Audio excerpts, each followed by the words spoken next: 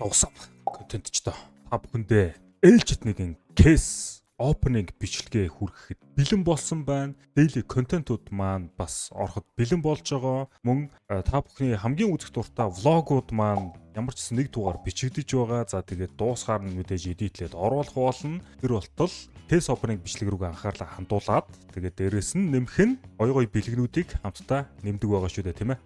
Let's go.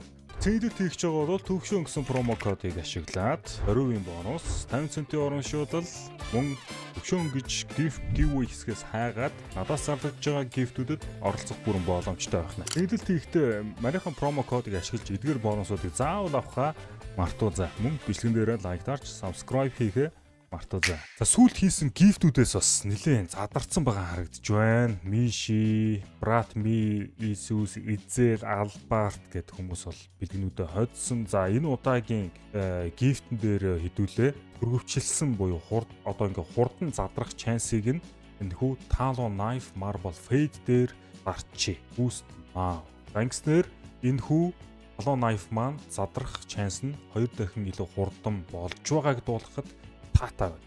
За тэгээд өнөөдрийн кейс opening-оор хідүүлээ. Эднийг бол ер нь ихэнх нь оролцсон байгаа. Оролцохгүй филд кейснээс олсон байдаг байгаа.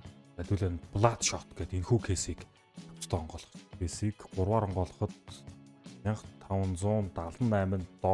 Тэгвэл энэ чэнэс унах хамгийн сайн айтем нь бол мэдээж Dragon Lore. За Dragon Lore надад унахгүй бол тэгээд үйл амил Wild Lotus ихний дараалтаараа Wild Lotus come on. За энэ хоёр contentment breach-ийг үлдээ чи хэдүүлээ gift рүүгээ хийгээд юу болгодсон шүү дээ, тэ. Covert item-уудыг gift рүүгээ хийгээд байгаа шүү дээ, тэ. Тэгээд тэрнтэйгээ холбоотой ер нь үлдээ чи гэсэн бодол. За Vapor Wave-д унлаа. Bowing Knife Gamma Doppler 2 удаа онгоолоход хоёулын дээрээс нь ер нь хангалттай profit хийж байгаа. За энэ 5 gift-ийг бол ерөнхий хийчихье гэж бодож байна. За одоо бол хэдүүлээ Dragon Lore-ын ирэлд гарах учиртай. Энэ гэхдээ янзын кейс байна. Bayonet Lore, Battle Scar татас. Нохон Marble Fade. Хэрэг одоо нэгээр ингээ дараад онгоолгоё гэж бодъё л да. Юу өгөх боломжтой вэ? Хоол хөнгөрчийн за Ursus Knife Fade өглөө. $361. Тэдүүлээ энэ кейсийг ер нь хэдээр онгоолгоод байгаа билээ. $315-оор онгоолгож байгаа юм. Blood Shot гэдэг энэ кейс.